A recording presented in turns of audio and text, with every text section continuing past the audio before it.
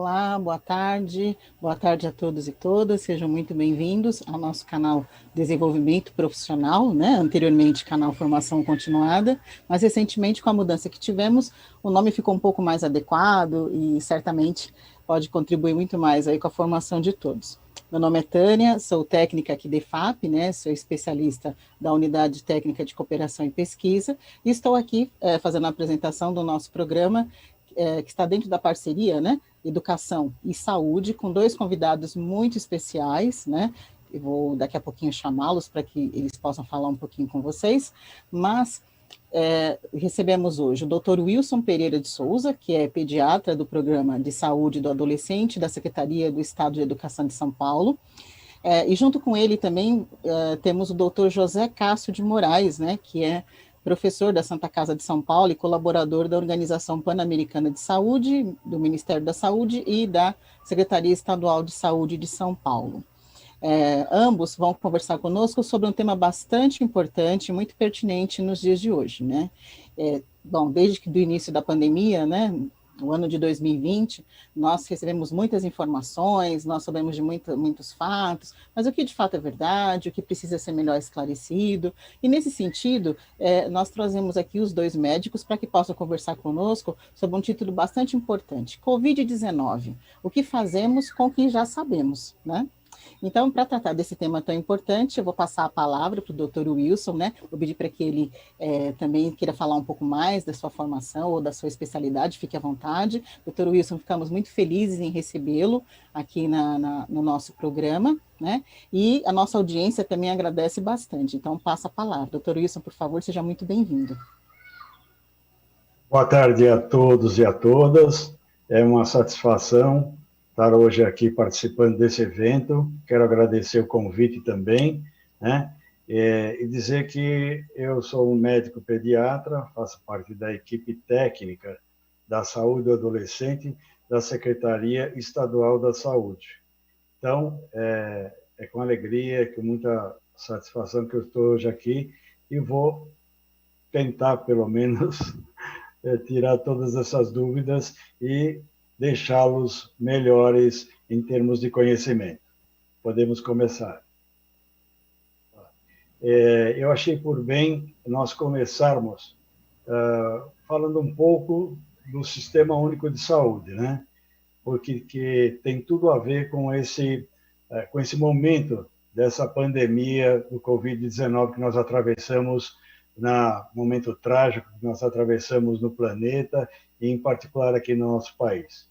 E que eu tenho absoluta certeza, porque vi surgir o Sistema Único de Saúde no Brasil, sei o que era antes do Sistema Único, e com todos os problemas, com todas as dificuldades que ele vem atravessando desde a sua criação, sem ele, hoje, nós estaríamos vivendo uma tragédia em cima de outra tragédia. Então, muito mais dificuldades para enfrentar essa pandemia se não tivéssemos o Sistema Único de Saúde no Brasil. Rapidamente, queria dizer para vocês que ele foi criado na Constituição de 1988, né? Que ele prevê o acesso universal à saúde a toda a população, indistintamente. Ele tem uma extensa rede de unidades básicas de saúde, de ambulatórios de especialidade, de hospitais, né, públicos, hospitais conveniados, como as Santas Casas de Misericórdia, e mesmo hospitais particulares terceirizados. Então, é uma ampla rede que cobre o país como um todo. Tem como destaque, eu gostaria de falar que nós temos um Programa Nacional de Imunização, que é uma referência mundial, né? Nós temos aí várias doenças preveníveis por um Programa Nacional de Imunizações, que começa desde a criança, quando nasce, no berçário, e se estende ao longo da vida toda do cidadão, com uma série de vacinas que são aplicadas e que causam uma baixa incidência de várias moléstias infecto-contagiosas. E que, não só aqui no Brasil, como no mundo como um todo, vem sofrendo, assim, um descrédito, né? A questão das vacinas.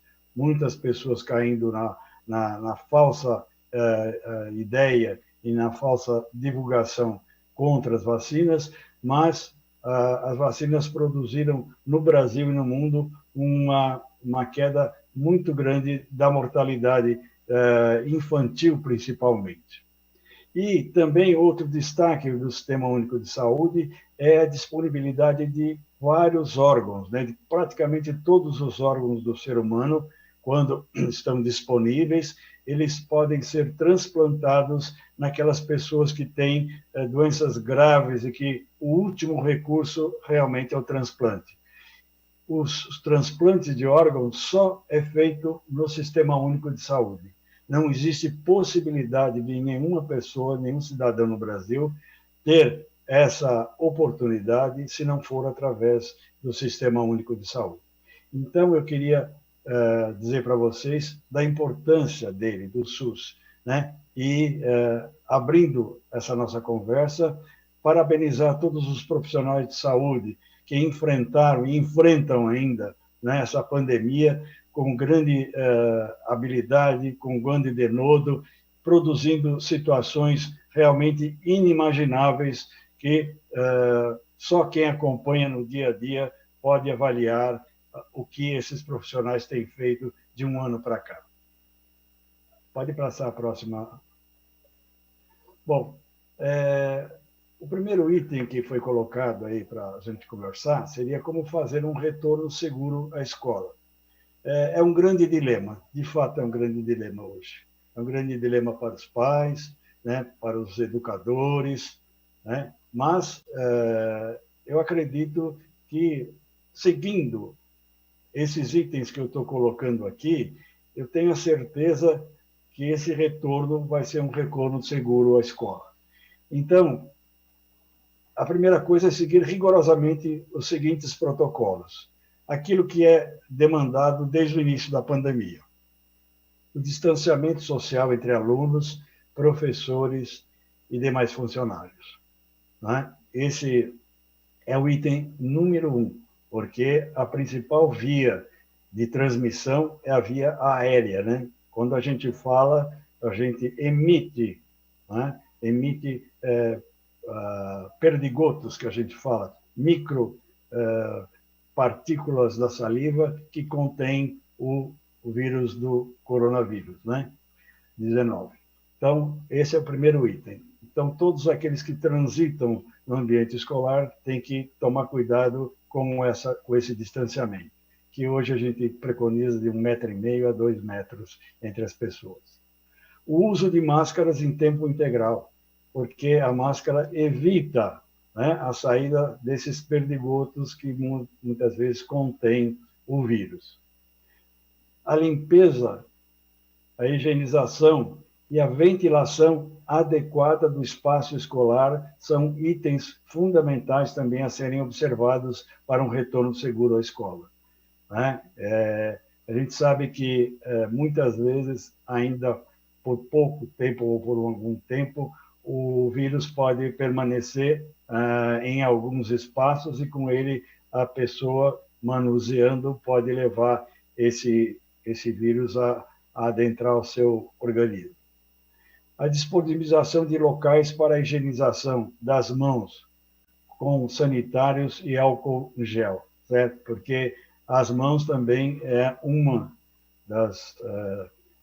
órgão fundamental do nosso corpo que pode eventualmente levar o vírus também para o interior do corpo da pessoa. Então, sanitários bem higienizados e a disponibilização de álcool gel em posições estratégicas dentro do ambiente escolar também ajuda a esse retorno seguro. E fundamental é que a supervisão da escola na questão do cumprimento desse protocolo, né? Eu acho que precisa ter um conjunto de pessoas, né, na escola que periodicamente acompanhem e supervisionem o cumprimento desses itens, né?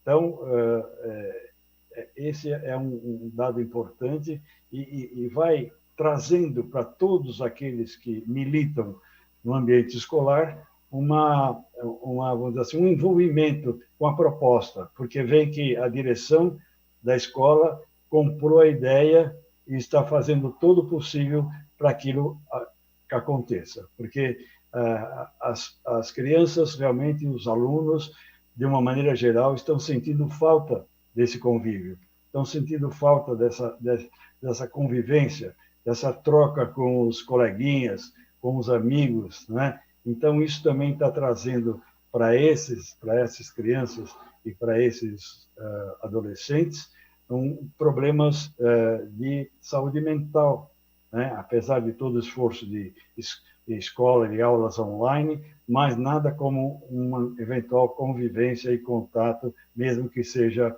parcelado, como a gente está vendo agora. O próximo, por gentileza. Qual a estratégia, e isso eu acho que também o Dr. Cássio vai falar na sequência com mais detalhes, mas qual a estratégia para que a vacinação atinja a todos? Eu acho fundamental, primeiro, a coordenação do processo de aquisição, distribuição e aplicação, seguindo o protocolo das populações mais vulneráveis, baseado em critérios epidemiológicos. Isso a gente vê que, infelizmente, no Brasil está deixando muito a desejar. O Ministério da Saúde, né, o governo federal, tem, vamos dizer assim, de certa maneira, causado uma confusão muito grande para que isso ocorra com uma tranquilidade maior, né? Passou-se de momentos de uma aquisição em larga escala, a distribuição também está sendo feita de certa maneira aleatória, e não se segue realmente um critério de populações mais vulneráveis. É claro que os idosos, né, os profissionais de saúde, como vem sendo enfatizado nesse momento, são os grupos mais vulneráveis de fato. Mas existem em determinadas localidades, né, em determinados estados, vide, por exemplo, agora a situação do Amazonas, de Manaus, né, que tem que ser privilegiada em função, em detrimento, não estou dizendo em detrimento, mas em relação aos demais estados da federação, porque lá está uma situação realmente catastrófica nesse momento. O panorama é péssimo. Então, esse estado, por exemplo, tem que ter um privilégio no sentido de mais quantidade de vacina, quanto antes se vacinar, a população lá vai refletir, inclusive, em todo o país. Então, esses critérios são fundamentais para a gente tenha essa vacinação atingindo a todos. A outra questão é a disponibilidade de vacinas necessárias, é evidente, né? Nós estamos vendo hoje que, em função de decisões equivocadas ou decisões não tomadas há cerca de meses atrás, pela coordenação principal que deveria ser do Ministério da Saúde, nós estamos aí ainda recebendo uma quantidade de vacinas que deixa a desejar. Então, a disponibilidade da quantidade de vacinas é importante, porque tem a primeira dose, as que nós temos hoje, né, como a Coronavac e a AstraZeneca, temos 2 doses a serem aplicadas, então a gente tem que ter, vamos dizer assim, a quantificação de primeira e segunda dose para a população de uma maneira geral. E uma campanha de divulgação esclarecendo a importância dessa iniciativa para a população. Porque, como eu disse anteriormente, existia, ou existe ainda, muitas pessoas que não descreem, né, da vacinação. Muitas não levam até os seus filhos para as unidades básicas para vacinar, porque acham que é bobagem, que isso é doença própria da infância, como se dizia na época dos meus pais e dos meus avós, e que não vai dar problema nenhum. Mas não é a verdade. E a única estratégia importante para nós retornarmos progressivamente à normalidade que vivíamos há cerca de 1 ano é realmente a vacinação.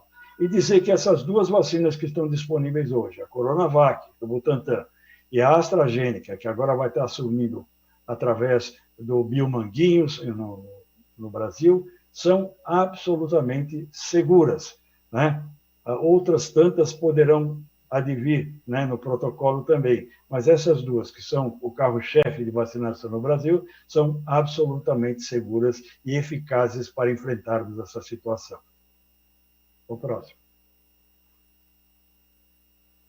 O cenário pós-vacinação. Do ponto de vista coletivo, nós temos que atingir de 70% a 80%. Quer dizer, 80% seria o ideal, ou até mais.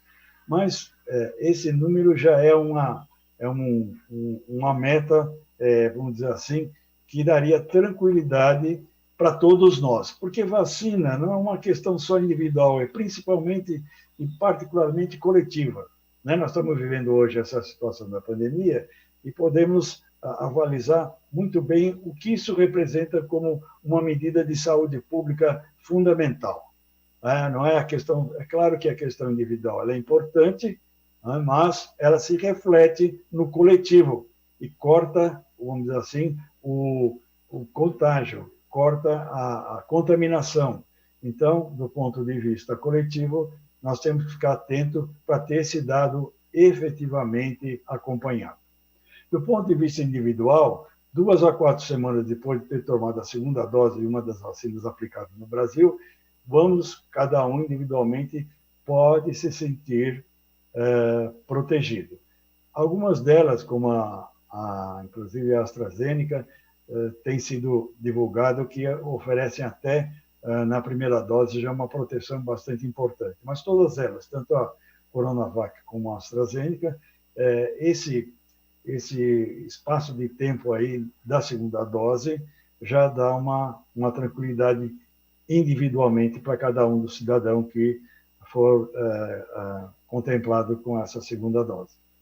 Mas, mesmo assim, antes de nós atingirmos os 80% da população a ser vacinada, nós, apesar de termos individualmente tomado as 2 doses de cada uma dessas vacinas disponíveis aqui no Brasil, já temos cumprido esses 2 a 4 semanas da segunda dose, temos ainda que continuar seguindo o protocolo de distanciamento, de uso de máscaras e higienização das mãos, até que a meta do ponto de vista coletivo seja atingida. Então, é um período de tempo que ainda nós vamos, com certeza, atravessar ao longo deste ano, né, torcendo para que essa quantidade, essa dimensão de população, 80%, sejam realmente vacinadas. Então, eu acredito que esse ano ainda vamos ter que continuar com esse segmento do protocolo de distanciamento, uso de máscara e higienização das mãos. São hábitos, vamos dizer assim, de higiene que, de certa maneira, vão ser importantes ao longo da vida. Eu acho que o uso de máscara muitas vezes é desagradável, né? O protocolo de distanciamento também, mas a higienização das mãos como um cuidado, apesar depois de voltarmos para o novo normal, como se diz, tem que ser assim uma meta, né? Um objetivo a ser conseguido dioturnamente, né? Para evitar outras doenças também que são adquiridas através de mãos mal higienizadas. A próxima. Informações importantes, né? A mais, que eu acho que aí seria no cotidiano das escolas. Durante o período das aulas é necessário trocar de máscara pelo menos uma vez. Eu acredito que seria adequado. Dessa forma, é importante que todos tragam pelo menos 2 máscaras por dia na frequência às aulas, porque a máscara, muitas vezes, ela não tem vários tipos de máscaras aí, né? Máscaras que muitas vezes dão uma proteção adequada, até por 4 horas, tranquilamente, né? Que podem ser usadas e, eventualmente, no final do dia descartadas, mas, de repente, uma dessas máscaras pode apresentar algum tipo de situação que necessite ser trocada no período da aula. Então, para evitar qualquer situação, qualquer surpresa, eu acho adequado cada um ter pelo menos uma máscara de reserva para poder usar durante o período da aula, né? Cada integrante da comunidade escolar deverá trazer sua garrafinha, né, de água. Isso muitas vezes já as pessoas fazem, muitos dos alunos, dos profissionais, funcionários das escolas já fazem. As pessoas, de uma maneira geral, começam a adotar esse hábito, né? Você vê muitas vezes as pessoas na rua com um recipiente tomando água mesmo andando pela rua. E isso deve ser utilizado, deve ser adquirido como um hábito. É claro, vai no bebedouro ou no local adequado que a escola disponibilize e coloca a água devidamente tratada nesse recipiente para cada um dos alunos ou os profissionais estarem utilizando ao longo do tempo lá em que estiverem no ambiente escolar. Outra coisa é a higienização da escola, né, que eu acho que deve ser feita de uma maneira importante, rigorosa, antes e depois das aulas, para a segurança de todos, né, não é só dos alunos, mas de todos, os profissionais, os professores, os outros profissionais, funcionários da escola, para que colabore também com esse clima, né, de higiene que é fundamental nesse momento. E uma coisa que eu acho importante, retornando, eu acho que como fruto, como resultado da postura da direção da escola, principalmente, né, e aí de toda a comunidade escolar, professor, funcionários, pais e alunos, nos cuidados contidos no protocolo e no enfrentamento da pandemia.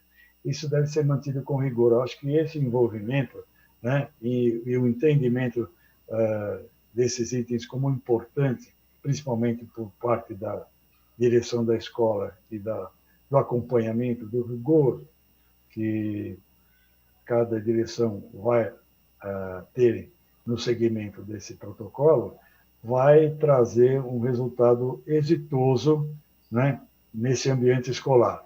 Porque aí a gente, cada direção vai poder acompanhar, né, periodicamente a ocorrência, eventualmente, de algum caso, né, na família até de alguns dos alunos, né, monitoramento dessa situação dos alunos, não só na escola, mas principalmente no pós-escola, né, no ambiente familiar, né, que eu acho que deve ser avaliado com frequência, para que não se saiba de eventuais casos que possam acontecer com familiares desses alunos, para que, vamos dizer assim, seria um sinal de alerta,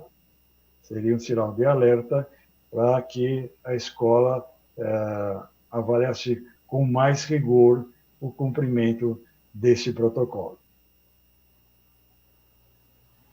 Próximo. Bom, pessoal, era basicamente isso que eu gostaria de estar falando para vocês nesse momento.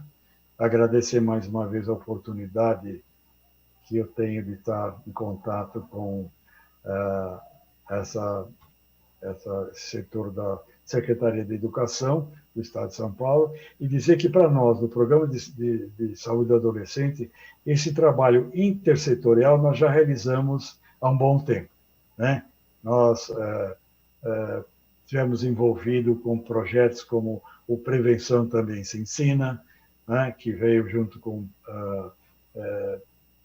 colegas e funcionários da Secretaria da Educação, e a unidade básica e a escola e a unidade básica são fundamentais numa interação para que a promoção e a prevenção de agravos à saúde dessa população seja minimizada para que nós possamos ter uma população cada vez mais saudável.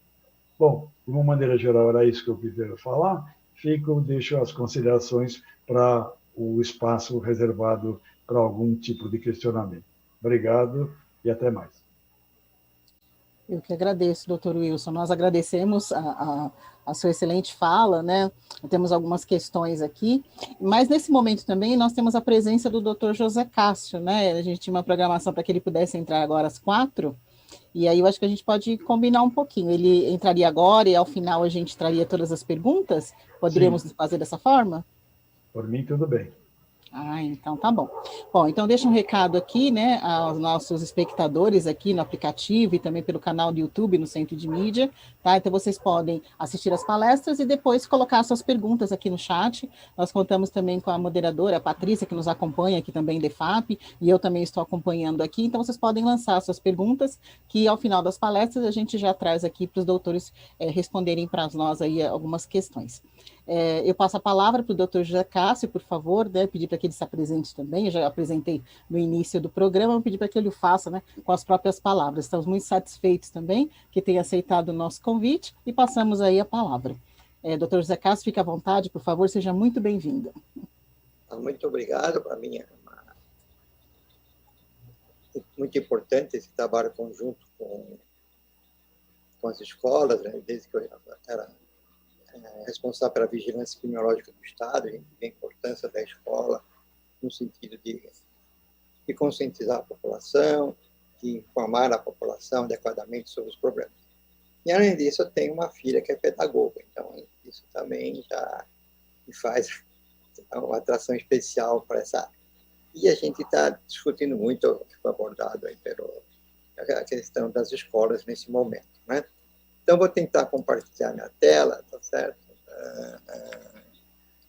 Então, a primeira coisa que precisa deixar claro, qual é o objetivo de um programa de imunização para o Covid. O objetivo principal do programa é reduzir as formas graves da doença. Não existe, por enquanto, nenhuma vacina que tenha publicado resultados a respeito de evitar a transmissão da doença. Então, a vacina AstraZeneca publicou um artigo recente, mas ainda está muito novo para ser consolidada essa informação. Então, o objetivo básico é reduzir a gravidade da doença. Transformar o Covid-19 numa palavra que a gente ouviu muito no ano passado, e cada vez que eu ouvia me arrepiava, que era virar uma gripezinha. Certo? Então, é tentar reduzir. Então quais são por que a gente faz esse dado importante? Porque isso vai gerar as indicações que a gente vai recomendar para a vacina, os grupos prioritários que deverão receber, em primeiro lugar, essa vacina, que são os grupos de risco, são os grupos que têm uma maior gravidade da doença. Ao contrário, por exemplo, da vacina da influenza, da vacina da gripe, que é aplicada todo ano, em que a transmissão ocorre muito na escola, tá certo? E, então, por isso que tem uma priorização, as crianças recebem também todo ano a vacina contra a influenza. Então, isso precisa ficar bem claro, né? Que a vacina não é para eliminar a doença. À medida que você vai atingindo um maior volume de cobertura, como você vai ter casos mais leves, esses casos mais leves têm uma correlação, uma associação com a questão da carga viral.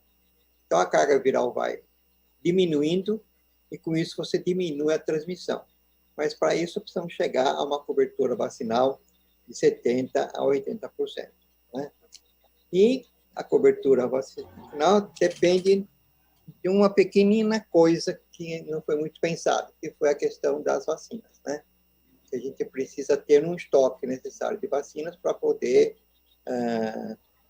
utilizá-las em larga escala.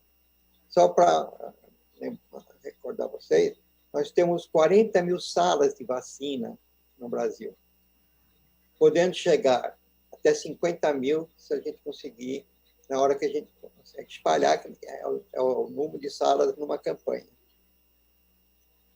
Uma vacinadora consegue aplicar, o vacinador consegue aplicar tranquilamente e facilmente, sem correria, 50 doses por dia de trabalho. Então, a gente multiplicar 50 por 40 mil, vai dar 2 milhões de doses.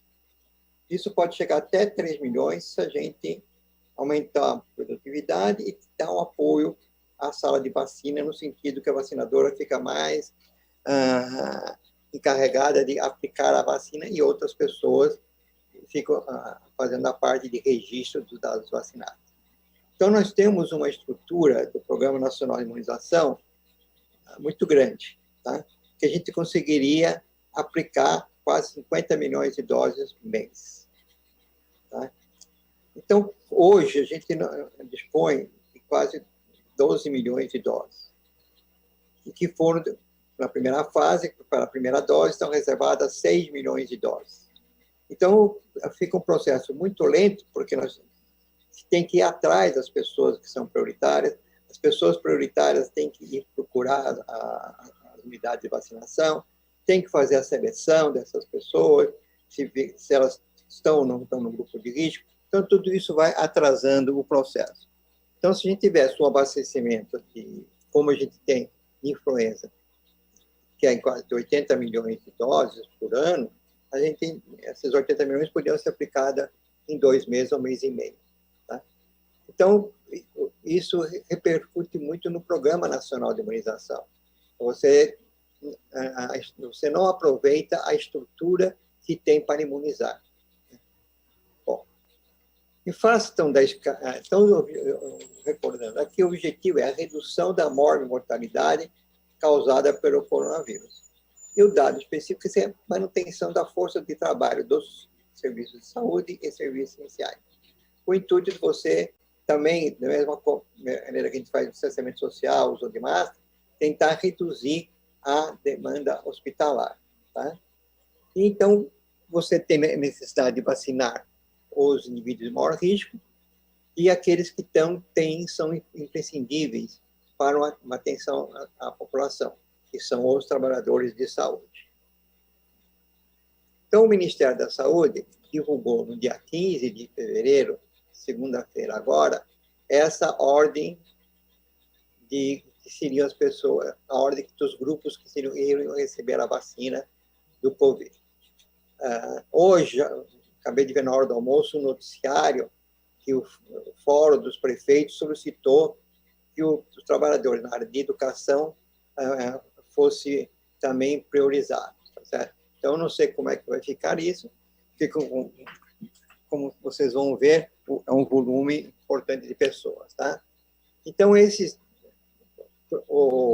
do 1 ao 13, mais ou menos, nós temos quase 15 milhões de pessoas. Então, nós precisaríamos, para imunizar esse de 1 a 13, 30 milhões de doses. Tá?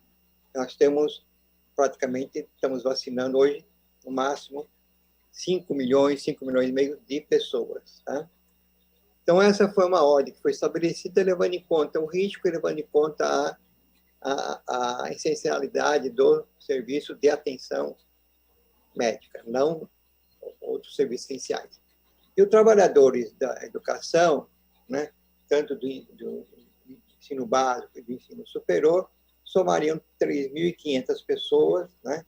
Então, seria necessário 7 milhões de doses. Tá? E outros grupos que foram introduzidos por uma pressão política, né? E aí tem caminhoneiros, etc. Então, isso faz com que, a cada dia, a cada semana, vai mudando essa ordem e a quantidade de pessoas que estariam numa fase prioritária da vacina. Né? Hoje já temos quase 80 milhões de pessoas incluídas nesses grupos, o que daria 160 milhões de doses. Não temos garantia que vamos ter esses 160 milhões de doses no ano de 2021. Tá? Basicamente, a gente tem 2 vacinas que estão disponibilizadas para toda a população. Né? Uma é a da vacina da Coronavac, que é essa vacina, que é a vacina produzida pelo laboratório Sinovac, e que tem um acordo de transferência de tecnologia para o Instituto do Butantan. Então, o que significa esse acordo? E, no primeiro momento, o Instituto Butantan recebe as doses inteiras, como direta para ser feita a aplicação da vacina. E, no segundo momento, ele recebe o chamado, que vocês viram falar muito, o IFA, que é insumo farmacêutico, né, ativo, que é um concentrado da vacina. Quando o Instituto Butantan recebe esse concentrado, ele tem que verificar as condições que ele chegou, se chegou numa temperatura adequada, tem que começar a fazer o processo de diluição desse insumo, tem que fazer o processo de enfrascagem, de colocar isso em frascos de 5, 10 doses. Então, todo esse processo leva um tempo, porque ele tem que ser feito com cuidado, para evitar, por exemplo, que alguma bactéria entre nesses frascos da vacina. Então, tem que ter um controle de qualidade rígido, né? E nós tivemos atrasos no recebimento desses IFAs. Os dois IFAs, tanto para a Coronavac como para a AstraZeneca, vêm da China, né? O Butantan já recebeu 2 lotes, né, de mais ou menos 5 mil litros, que dá para fazer 8 milhões de doses, e a AstraZeneca ainda não recebeu nenhum, a Fiocruz não recebeu nenhum IFA ainda, recebeu já doses prontas. Certo? Bom, então, com isso, a gente então faz. E segundo semestre, ou melhor, até no último trimestre, a ideia é que tanto a Fiocruz como o Butantan comece a produzir a vacina inteiramente no Brasil. Ou seja, não dependa mais de insumos externos. É o que acontece hoje com a vacina da influenza, né? O Instituto Butantan produz anualmente quase mais de 80 milhões de doses da vacina da influenza, inteiramente feito lá. A gente não precisa de nenhum insumo externo. Tá? Então, a ideia é que no último trimestre, e com certeza tudo indica que em 2022, nós vamos ter uma produção inteiramente nacional. Com isso, a gente pode fazer uma programação melhor do volume de doses a ser produzida e disponibilizadas para a população. Então, hoje, nós temos ainda uma série de incertezas a respeito dessa distribuição. O Butantan só vai entregar, por exemplo, semana que vem, 30% do que estava previsto para o mês de fevereiro. Tá? Então, essa indisponibilidade, essa falta de segurança, como é que vai ser escalonada a vacina, gera uma série de problemas. Gera um problema, principalmente, um problema de informação, né? Porque o cidadão não sabe exatamente quando é que vai ser o seu momento. E gera também uma disputa de estados e municípios para a vacina. E também condutas e orientações diferentes a respeito do uso dessa vacina. Então, mesma coisa que relacionada à escola, que os prefeitos vão mudando, vão alterando as medidas, com relação à vacina, também acontece isso. Então, um município que tem um critério mais elástico para aplicar a vacina, ou seja, ele ampliou a sua população, já se detectou que há uma invasão desse município pelos municípios vizinhos para receber a vacina. E aí, o estoque de vacina desse município termina mais cedo. Certo? Então, existe ainda uma descoordenação do programa na imunização. Ao contrário dos que temos na vacinação de rotina, onde mais de 300 milhões de doses são aplicadas anualmente. Da mesma forma, com o mesmo intervalo, com o mesmo número de doses, por mais de 5.500 municípios. Né? Então, não existe divergência entre estados e municípios de como fazer essa vacina. Mas, na questão do corona, ainda existe muita desinformação e muita briga política a respeito dela. Né? Então, o que é essa vacina? Né? Qual a plataforma? A plataforma é como que a gente faz a vacina. Então, a plataforma dessa vacina é um vírus inativado. Então, você faz o crescimento do vírus, do coronavírus, tá certo? Ele vai crescendo, então, em células especiais, né? E vai se multiplicando. E, quando chega a uma certa quantidade, você vai matar o vírus. Tá? É inativar o vírus. e você usa, no caso da vacina, 2 matadores de vírus, 2 substâncias que vão matar o vírus, para assegurar que o vírus esteja realmente inativado. Tá? Então, esse é um dado importante, né, de segurança da vacina. Tá? E esse tipo de produção do vírus inativado já vem de décadas, tá certo? Por exemplo, na década de 50, teve o vírus inativado para poliomielite. Então, já é bastante conhecido essa metodologia. Né? Isso até para responder às pessoas que acham que o desenvolvimento foi muito rápido, então essas vacinas podem ser de má qualidade, não serem seguras, tá certo? Fora as outras brincadeiras, que viram jacaré, etc. Tá? Bom, então, há uma injeção que você dá, né? E você tem frascos de monodose e frascos de multidose. Tá? E aqui você tem a composição por dose, que não vou estar lendo aqui, mas isso é importante para a assistência à saúde, para ver se as pessoas têm alguma alergia a algum desses produtos que estão colocados como um complemento à quantidade de vírus que você coloca no frasco. Tá certo? E aí você tem a importância de fazer a conservação dessa vacina. Então, quando o vírus penetra no organismo, ele começa a produzir anticorpos contra o vírus. E aí, quando o indivíduo entra em contato com esse vírus, esses anticorpos já encontram anticorpos presentes e que podem, então, neutralizar a ação do vírus. Certo? O vírus, por outro lado, também ele quer sobreviver. Então, ele é muito esperto, né? Entre aspas, ele vai se modificando. Existem quase 1 a 2 modificações a cada 15 dias. Muitas dessas modificações é pior para o vírus, também ele não tem nenhum ganho com isso. E tem outras que eles têm um ganho, por exemplo, essa variante que está circulando em Manaus e que já tem em várias partes do país, inclusive no estado de São Paulo também, e que faz com que haja maior multiplicação. Então, nós temos que estudar agora se essa vacina de vírus inativado atua ou não em relação a essa nova variante. Existe uma grande probabilidade de que sim, porque esse é um vírus completo. Existem várias substâncias que estimulam a produção de anticorpos. Tá? Bom, a outra vacina, que é a vacina AstraZeneca, a vacina da Oxford, né? A sua plataforma é diferente. Você tem um adenovírus, que é um vírus que dá um resfriado comum para a gente, mas esse adenovírus é um adenovírus que não se multiplica no ser humano, é um adenovírus de macaco. Tá? Então, você faz o crescimento desse vírus e insere nesse vírus material genético, tá? Do coronavírus. Esse material genético vai estimular a reação contra aquela proteína que facilita a adesão do vírus à nossa célula, que é uma falada proteína S, né? Spike, etc.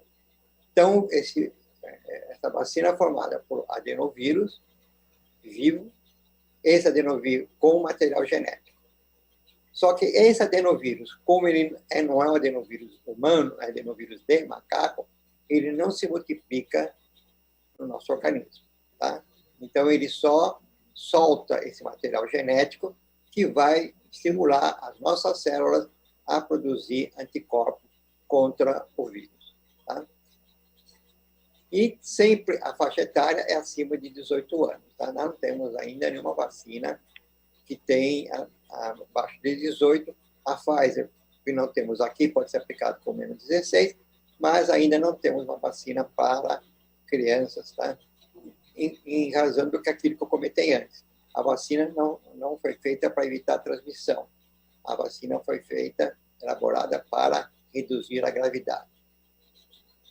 Então, ele também é em frasco de multidoses, né? Porque facilita o transporte e a conservação da vacina, né? E ele tem aqui, então, a sua composição, né?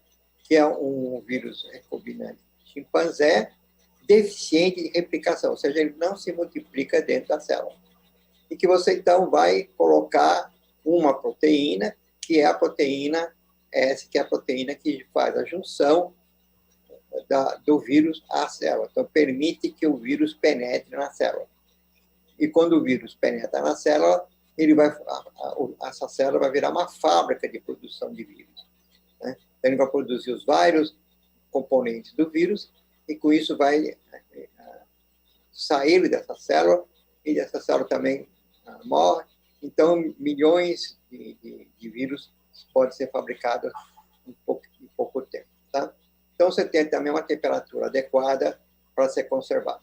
Então, esse é um dado muito importante, que a gente tem que... A vacina é um produto frágil, tem que ser conservado a 2 a 8 graus. Não pode ficar na temperatura ambiente por muito tempo. Tá? Por isso que todas as nossas unidades de vacinação têm geladeiras ou câmaras de refrigeração, e quando se faz uma vacinação fora das instalações da unidade, se leva um termo, se leva um isopor com garrafas que tem um líquido que gela, para que essa vacina seja conservada durante mais tempo, conservada durante um próprio dia que era aberto.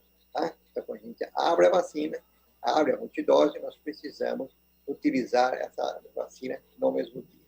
Tá? Então, aí que vem aquela história que no final do dia, às vezes, sobra a vacina. E ela tem uma diferença específica com relação à anterior, que a anterior deve ser aplicada a segunda dose, a vacina da Coronavac, entre 2 a 4 semanas. Aqui no estado, geralmente nós estamos aplicando com 4 semanas, ou seja, 28 dias. Então, as pessoas que foram vacinadas com Coronavac, é recomendado o retorno após 28 dias. Não, já a vacina da AstraZeneca, ela pode ser aplicada com intervalo de 4 a 12 semanas. Então, posso ter um tempo maior entre a primeira e a segunda dose. Tá? Então, com isso, facilita também a distribuição dessa vacina. Se passar de 28 dias, passar de 30, a pessoa for vacinar com 32, 35, 40 dias, isso não vai dificultar a imunidade. Não vai ter nenhum prejuízo, não precisamos começar de novo o esquema. Então, esse novo estímulo vai gerar a produção de anticorpos. E no caso da AstraZeneca, o prazo é 12 semanas. Então, isso seria o ideal para propiciar uma imunidade mais rápida e com maior garantia de durabilidade e de intensidade. Mas, se passou o prazo, também pode receber a vacina. Tá? Então, nós temos boa parte das vacinas que são disponibilizadas no Brasil, são vacinas com intervalo de 28 dias para ser aplicada, e uma outra parcela pequena, de 2 milhões de doses, que são intervalo de 12 semanas. Provavelmente semana que vem, ou na outra semana, vai a Fiocruz, que é o laboratório que está produzindo frascando essa vacina, vai liberar esse quantitativo de doses.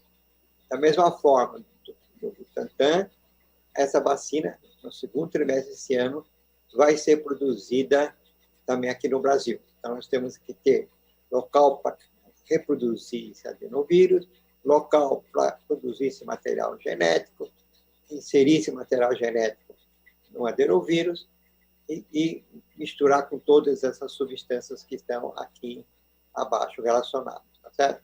Então, com isso, vai gerar uma vacina produzida inteiramente no país. Bom, então, como eu falei desse esquema, tá certo? Com relação a reações adversas, né? As reações adversas, sintomas, sinais e sintomas, que podem acontecer depois da aplicação da vacina, ele pode se dividir em 2 grupos, um grupo local e um grupo sistêmico, um grupo que está no corpo inteiro. O local é que pode aparecer dor, vermelhidão, e o sistema pode ser febre, mal-estar, não foram observados, as duas vacinas, nos estudos de ensaios clínicos, nenhum evento que a gente chama grave. Né? Todas elas são eventos que rapidamente são controlados. Então, até o momento, pelo que a gente sabe, as duas vacinas são bem seguras para serem utilizadas pela nossa população. Né?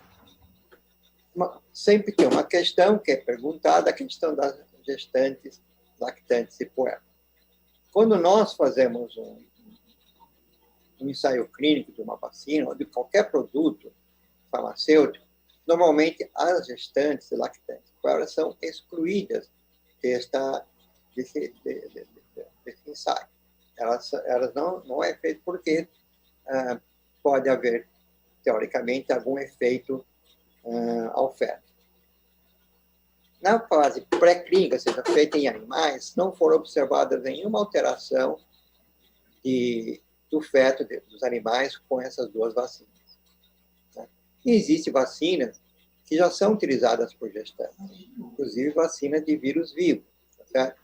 Então, você tem a vacina da febre amarela, por exemplo, e quando a gestante está no local onde está circulando o vírus da febre amarela, o risco dela ter o febre amarela é muito maior, então ela precisa ter uma vacinação. Tá? Então, existe essa.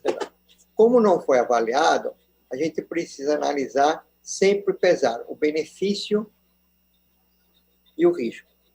Se uma pessoa que está, uma gestante, tem pouco contato com outras pessoas, está dentro da sua casa, ou tem uma ocupação onde a chance de transmissão é pequena, essa gestante não deve ser vacinada. Mas se for, por exemplo, uma gestante que trabalha, uma trabalhadora de saúde, então essa gestante deve ser vacinada. Tá? As vacinas disponíveis até o momento, nenhuma delas é de vírus vivo. Tá? Qualquer uma delas não tem um vírus vivo. A do Butantan é um vírus inativado, a Pfizer, a Moderna, outras são pedaços de vírus. Então não existe uma possibilidade do coronavírus multiplicar-se em qualquer pessoa, e também, então, possível na gestante. Então, a gente deve sempre pesar esse risco, né? Materno e fetal, analisar se uma trabalhadora de saúde não tem a mínima dúvida que ela deve ser vacinada. Se é uma pessoa que fica mais dentro da sua casa, com contato, aí se pode pensar mais se vale a pena ou não vacinar essa gestante. Tá? E isso serve para qualquer coisa da medicina. A gente sempre leva em conta o benefício ou o malefício que uma conduta pode fazer. Tá? Então, a questão da prioridade do pessoal da educação, né, dos trabalhadores de educação, em qualquer um dos níveis, né? Então, é uma discussão que tem gerado bastante debate, né, a respeito de qual ordem de prioridade que ela deva entrar. Tá certo? Isso, como eu falei agora, algumas horas atrás, houve uma promessa de que esse grupo seria incluído. Não sei como, porque não falta a vacina, mas tudo bem. A gente tem muita novidade com relação à questão da vacina, né? Portanto, quem já estiver no grupo, parentes, é importante, fundamental que essas pessoas se vacinem. Tá? E com isso, quando a gente atingir uma cobertura mais elevada, nós vamos reduzir o risco de transmissão, porque as pessoas vão ter uma doença mais leve e, portanto, vão ter menor chance de transmitir uma carga viral alta. Tá bom? Então, mais ou menos o que eu queria falar a respeito de vacinas. Então, também estou disponível para responder perguntas, ter um debate com vocês. Dr. Wilson, Dr. Cássio, José Cássio, agradeço bastante, né? Foi bastante esclarecedora também essa palestra sobre as vacinas, né? Eu mesmo aprendi bastante agora, né? Com mais detalhamento. Mas eu vou trazer também para a nossa conversa aqui algumas questões. Eu acredito que os senhores já estejam até um pouco cansados, talvez já tenham ouvido em outras circunstâncias, mas ela sempre vem, né? E é uma preocupação. O doutor Wilson falou dessa questão do retorno às aulas, então eu separei algumas questões com relação a isso, né? Esse retorno presencial, e outras com relação à vacina. Então, eu vou tomar a liberdade aqui de passar umas perguntas para o doutor Wilson, para que ele possa responder, e na sequência, do doutor José Cássio, tudo bem? Tudo bem. Olha, então, vou retomar aqui. Pois não? Tá. Vou passar para o doutor Wilson algumas questões que chegaram aqui. A rede, né, ela já vem com esse trabalho, né, de retorno às aulas de modo presencial, atendendo ao plano de contingência que coloca o Estado de São Paulo dentro das coisas que o categorizam em condições de receber um número maior ou um número menor de estudantes. No momento, as escolas estão abertas e funcionando com 35% da capacidade, né? Os alunos estão entrando de modo escalonado e os profissionais da rede também receberam formação a respeito do protocolo, todas essas questões. Mas a gente ainda continua recebendo algumas questões relativas ao dia a dia da escola, né? Como é que a gente pode coibir, né? Fazer a prevenção da contaminação pelo vírus. E aí, nessa direção, eu tenho algumas perguntas. Então, uma das perguntas é com relação à água, né? O que funciona melhor? Cada aluno leva a sua própria água, né? E o bebedouro, então, ele não é recomendado? Ou algum outro tipo de bebedouro que possa ser utilizado? Se eu pudesse responder um pouquinho, aí a gente já vai passando para as demais. Eu acho que podendo levar a água da própria casa, se isso é possível, se é uma água adequada, filtrada adequadamente, em quantidade suficiente para dar conta do período escolar, ótimo. Agora, eu acredito que a escola deveria disponibilizar esse insumo, né, água potável de qualidade, para os alunos que tiverem essa necessidade de, vamos dizer assim, abastecer ou reabastecer o seu recipiente, né, que ele traz da sua casa. Então, essas duas situações podem ser possíveis, né? A gente sabe que existem situações as mais variadas, não só aqui na cidade de São Paulo, como no estado como um todo, né? Escolas perfeitas, né? De área física, de condições de infraestrutura, outras nem tanto. Uhum. Então, essa situação deve ser levada em consideração para que essa água seja disponibilizada, né? E então essa avaliação é feita, eu acho que caso a caso, não existe uma regra única para todos. A meu ver, eu acho que é o que seria mais adequado. Sim, recipiente individualizado, né? Sim. Com certeza, certamente fosse o mais adequado. Há uma questão aqui também com relação à comorbidade aí dos estudantes, né? Ou também dos profissionais de educação. E aí tem uma pergunta: doenças respiratórias, né? Comuns, e são muito, principalmente para estudantes, né? Os menores, especialmente. Bronquite e asma, né? São comorbidades? São consideradas comorbidades? Sem dúvida. Sem dúvidas, essas doenças respiratórias são muito frequentes, né? Muitas delas começando na tenra infância e se perpetuando ao longo da vida de cada um, outras iniciando um pouco mais tarde, mas trazendo esses agravos periodicamente, né? São, vamos dizer assim, situações de comorbidades importantes para esse momento da pandemia do Covid-19, sem dúvida alguma. Uhum, ok. Uma outra pergunta também diz respeito ao caso de contaminação, e aí eu acho que é uma contaminação em sala de aula, né? em que um professor ou um aluno teste positivo para a COVID. Nesse caso, é uma pergunta, né? O que seria mais recomendado? Que aquela turma inteira cumpra uma quarentena? E aí a pergunta até se estende um pouco. Essa quarentena, embora o nome 40, né, quarentena, dê indicação de 40 dias muitas vezes, mas há um período, né, de 7, 14, exatamente o que acontece? Eu tenho alguém lá, um estudante ou professor, que testa positivo para a Covid, e nesse caso, a sala fica em quarentena, e qual seria esse período exatamente de quarentena?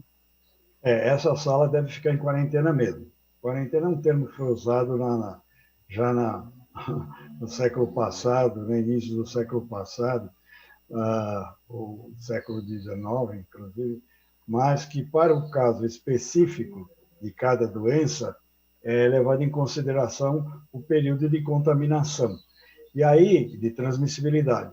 E no caso do Covid-19, hoje 14 dias é o ideal, né? Uhum. Então, aquele conjunto de alunos e professores daquela determinada classe deve ficar afastado por esse período e acompanhado. É esse o recomendável. Uhum, entendi. Ok. Outra pergunta agora também, eu acho que você pode responder, e o doutor José Cássio também acho que também poderia, porque é uma pergunta com relação ao plano de imunização, né? Então, sobre a vacinação. Qual o impacto disso no retorno das aulas presenciais, né? A curto prazo, a médio prazo, aí o que a gente teria, né, de positivo, ou de repente de alguma outra ocorrência que pudesse ser entendida de forma não tão positiva diante da imunização. Agora, né, a gente está dentro desse plano nacional de imunização, né? Aqui em São Paulo a gente já iniciou a vacinação, mas qual o impacto disso para a escola, né? Para a escola, para o contexto escolar? Se pudessem comentar um pouco também, e aí, doutor Wilson pode falar um pouquinho, o doutor José Castro também fica à vontade, também se quiser complementar, fiquem à vontade. Eu acho que como eu também citei, o Cássio também reforçou, na questão da transmissibilidade. Quer dizer, esse vai ser o grande impacto da vacinação quando ela atingir aquela dimensão de 70% a 80%. Aí nós vamos estar numa situação um pouco mais confortável, porque, como a gente sabe ainda, que essas vacinas, o desempenho de cada uma delas, né? Casos mais graves vão progressivamente inexistir, isso vai dar aliviar a pressão dos hospitais, dos serviços de saúde, né? E também, progressivamente, a população vai conseguindo voltar às suas atividades. Mas isso quando também toda essa dimensão de vacinas for aplicada na população. Eu acho que aí, isso nós vamos também... Esse está sendo um longo aprendizado. Essa pandemia está trazendo um longo aprendizado. Se aprende a cada dia, né? Novidade surge. Quer dizer, o mundo inteiro está pesquisando isso de cabo a rabo. Novidades outras em relação a outras patologias, né? A outras novidades terapêuticas, até para outras patologias, com certeza surgirão pela dimensão, né, mundial que as pesquisas focadas no coronavírus estão trazendo e vão trazer. Eu não tenho a mínima dúvida que isso vai acontecer. Esse vai ser o lado bom da pandemia, biologicamente falando. Não estou nem levando em consideração as questões sociais, econômicas, né? Estou dizendo, olhando só as questões biológicas mesmo. Mas eu acho que esse retorno mais tranquilo de toda a comunidade escolar vai ser acompanhada para e passo com a imunização que vai ocorrendo, com, vamos dizer assim, as dificuldades e as dúvidas que, inclusive, o Dr. Cássio colocou na sua apresentação. Entendi. Doutor José Cássio, quiser complementar também? Só quando eu faço as minhas apresentações de Covid, eu falo que ela vale para o dia 19 de fevereiro, às 16h43 minutos e 30 segundos, tá certo? Exatamente. Então, porque daqui a pouco a gente recebe uma publicação falando uma coisa diferente. Bom, com relação aí, quer dizer, lembrando que a vacina não deve ser considerado um passaporte de liberdade, tá? Quer dizer, as pessoas recebem assim, agora posso fazer tudo o que eu quiser, não, porque ela não inibe a transmissão diretamente na pessoa. Ela vai inibir a transmissão quando tiver uma cobertura maior, certo? Então, com isso, esse uso chamada de não farmacêuticas, como máscara, cuidados com a higiene, cuidados com o consumo de água, devem ser mantidas ainda, certo? Como para reduzir a ocorrência da doença. Né? Então, esse é um dado importante. Né? Por isso que a gente espera que a gente consiga ter uma cobertura vacinal alta. Estrutura para isso a gente tem. A gente precisa ter vacina. Né? Então, por enquanto, as medidas continuam as mesmas. Essas medidas que a gente já tem ouvido diariamente. Né? Então, elas não se alteram nesse primeiro momento. Uhum. Ok. Eu tenho mais duas perguntas que eu acho que o Dr. Wilson pode responder, e são duas perguntas. Uma é com relação, a professora Sandra fez essa pergunta, com relação aos exames de rotina, né, que a gente faz no posto médico ou numa consulta. Ela pergunta se o risco é maior de contaminação nesses procedimentos do que nas rotinas normais, dentro da escola ou do trabalho. E a outra pergunta, já vou emendar uma na outra também, né, que diz respeito à questão dos alunos, depois que eles voltam para casa, né? Provavelmente, uma professora também que é mãe tem essa dúvida, qual a medida de segurança que deve ser feita quando os alunos retornam da escola, né? Porque na escola tem toda uma informação, tá? Uma orientação de como eles devem se proceder nos ambientes da escola, mas quando eles chegam em casa, né, o que a mãe, o que ela deve fazer assim que eles retornam, né, com a mochila, muitas vezes com o uniforme da escola. Se eu pudesse comentar as duas questões, aí eu depois já passo a palavra para o Dr. José Cássio com algumas questões que eu tenho mais específicas sobre a imunização. A primeira, por gentileza, repete a primeira. A primeira é com relação aos exames de rotina. Ah, sim. A professora Sandra, né, tem essa dúvida. Tá. Eu acho que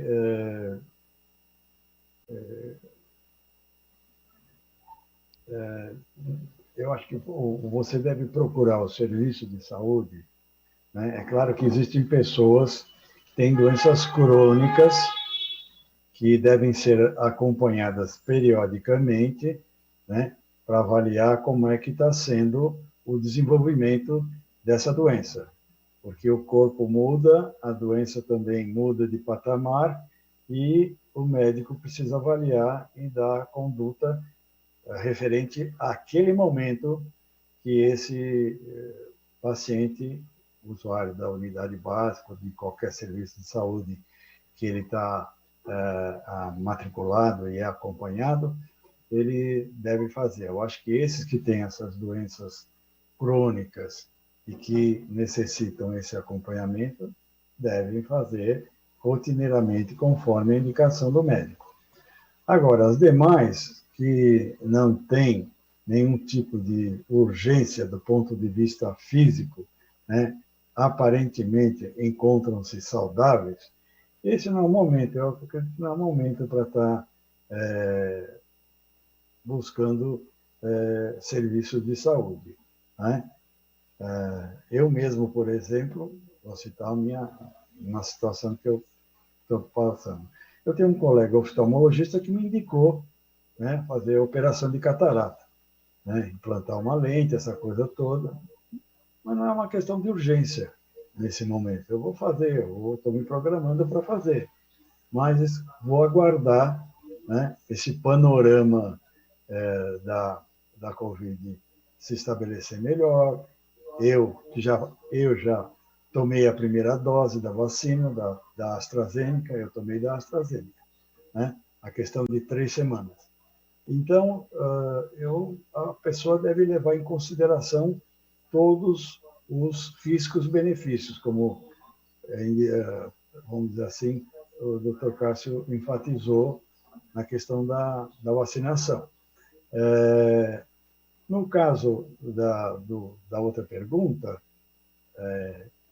o retorno do aluno diariamente para casa, se houver a possibilidade, eu acho que o ideal seria ele voltar para casa, aquele uniforme que ele usa, colocar para lavar, né? Ter sempre outros uniformes de reserva para poder voltar no dia seguinte ou no dia agendado dele, porque agora está, vamos dizer assim, funcionando a escola de maneira parcial, né? Ele poder ter outros uniformes para colocar e devidamente higienizado.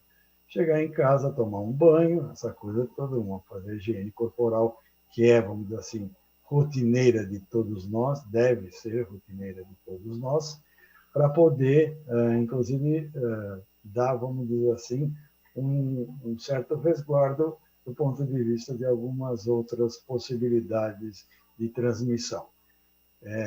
Eu acho que isso é uma atitude que deve ser rotineira. Eu mesmo, quando estou atendendo ainda, atendo 2 vezes por semana, quando volto, a primeira coisa que eu faço é tirar toda a minha roupa, colocar na máquina para lavar, né? E imediatamente me dirigir ao banheiro, tomar um banho para ter essa atitude de minimamente tentar, vamos dizer assim, também inibir qualquer situação relativa a uma transmissibilidade. Então, acho que esses cuidados podem e devem ser tomados. Sim. Obrigada, doutor Wilson. Obrigada pelas respostas também. Nossa audiência aqui do aplicativo também agradece. Doutor Cássio, eu tenho algumas perguntas com relação à vacina. Algumas são repetidas, né? Vou tentar condensar um pouco algumas questões. Então, uma pergunta interessante que foi colocada aqui é que alguém que tenha sido confirmado, na verdade, com diagnóstico de COVID durante o período de aplicação, ela deve se vacinar? Bom, primeiro, não há nenhuma contraindicação, tá certo? Que ela receberá a vacina. Tá? Segundo, não vai ser feita nenhuma triagem, não vai ser feita nenhuma pergunta, pelo menos não está nenhuma orientação, de se fazer alguma pergunta se a pessoa teve ou não. Em terceiro, a gente não sabe ainda qual é a duração da imunidade produzida pela doença, né? E qual é a duração da imunidade produzida pela vacina. Então, isso é uma incógnita ainda, tá certo? Existe a doença, existe queda de anticorpos, mas isso não significa que a pessoa está desprotegida, mas, eventualmente, esses anticorpos podem não ser mais protetores. Então, como tem esse questionamento, tá certo? Eu recomendo às pessoas que, independente de ter tido ou não, se vacinem, porque não vai ter nenhum problema, tá certo? E só vai, na pior das hipóteses, fica igual, mas tem chance de ter até um reforço dessa imunidade. Entendi. Eu tenho outra pergunta também, uma dúvida também aqui dos professores. Mesmo depois de ter tomado as 2 doses da vacina, eu posso ser considerada uma pessoa imunizada, mas eu continuo ainda transmitindo a infecção? Então, quando você toma 2 doses, 14 dias depois da segunda dose, você considera que a pessoa é vacinada. Há uma diferença de vacinada e imunizada. Imunizada quando você tem anticorpos suficientes para inibir a reprodução do vírus e reduzir a gravidade da doença. Tá? No caso, não se tem estudos ainda a esse respeito, tá? A respeito da questão da transmissão, porque a preocupação das pessoas que desenvolveram a vacina era reduzir a gravidade da doença. Não era inibir a transmissão. Então, toda a urgência foi para as pessoas deixassem de morrer. Tá? Então, esse é o dado que não há nenhuma garantia por parte dos produtores que você possa deixar de transmitir a doença. Tá certo? Então, porque esse estudo não foi feito. Tá? Tá? Então, essa é a questão. Por isso que eu falei que as pessoas não devem considerar isso como passaporte de liberdade. Né? As pessoas devem continuar mantendo, até como colocou, chegamos a um patamar e que aí sim vai ter um efeito indireto, que está se falando muito de efeito de rebanho, né? Na questão da doença. Aí nós vamos ter uma redução, seguramente indireta, da transmissão pela vacinação de muita gente. Entendo. Eu tenho outra questão aqui que eu acho que se alinha um pouco com a primeira. Eu já tive Covid, né? É o relato do professor, eu já tive Covid alguns meses atrás. Ele está perguntando, ele deve se vacinar também, mesmo assim? Como comentei, tá certo? Como a questão da duração da imunidade da doença, a duração da imunidade da vacina, ainda não tem estudos definitivos, né? São tudo na base ainda de especulações, a gente não sabe, por exemplo, quanto tempo que a pessoa, depois que teve a doença, que se ele pode ou não voltar a ter a doença. É que se discute, por exemplo, a questão da reinfecção. Né? Uhum. Tem sido debatido aí a questão da reinfecção. Então, com isso, as pessoas, como não vai fazer nenhum mal, com certeza, e pode ter um benefício, eu prefiro me arriscar a ter um benefício do que me arriscar a ficar sem esse benefício. Entendi. Eu queria agora, nesse momento, dar até um testemunho aqui. Uhum. No início de março, acho que foi um dos primeiros também, eu fui acometido de Covid. Tive uma semana bem desagradável, não foi grave, não precisei ser internado, nada, mas foi uma semana bem desagradável do ponto de vista físico, né? Me abateu bastante. E eu vacinei, a questão de 3 semanas, né? Como eu falei anteriormente, eu tomei a primeira dose da AstraZeneca. Então, corroborando aquilo que o Dr. Cássio disse agora, eu também assino embaixo. Tem que tomar mesmo, porque essa proteção, uma eventual proteção de uma Covid adquirida naturalmente, ela é muito incerta, né? E não devemos correr esse risco. Então, eu quero dar esse meu testemunho pessoal também nesse momento. Uhum. Sim, eu agradeço, doutor Wilson, doutor José Cássio também. Eu tenho mais uma perguntinha, mas que eu vou juntar, são duas, mas vou colocar numa pergunta só, porque elas têm relação e a gente tem aí mais 3 minutinhos também para, infelizmente, né, o nosso tempo está acabando, mas acho que são importantes. Então, uma pergunta a professora Cláudia pergunta, eu posso escolher qual vacina tomar? E a pergunta do professor Clodoaldo, e eu acho que ele tem, até ele responde um pouco essa pergunta, porque ele diz assim, por que as 2 doses têm que ser do mesmo fabricante? Né? Então, se pudesse me responder essas 2 questões, e aí na sequência a gente retorna aqui, nosso tempo está bem curtinho, né? Então, dessa uma resposta breve, a gente também agradeceria, eu lamento realmente pelo tempo, mas é importante. Por favor. Nessa escassez de vacina, a gente tem, a primeira que aparece, a gente toma, tá certo? Não vai ficar escolhendo vacina. Né?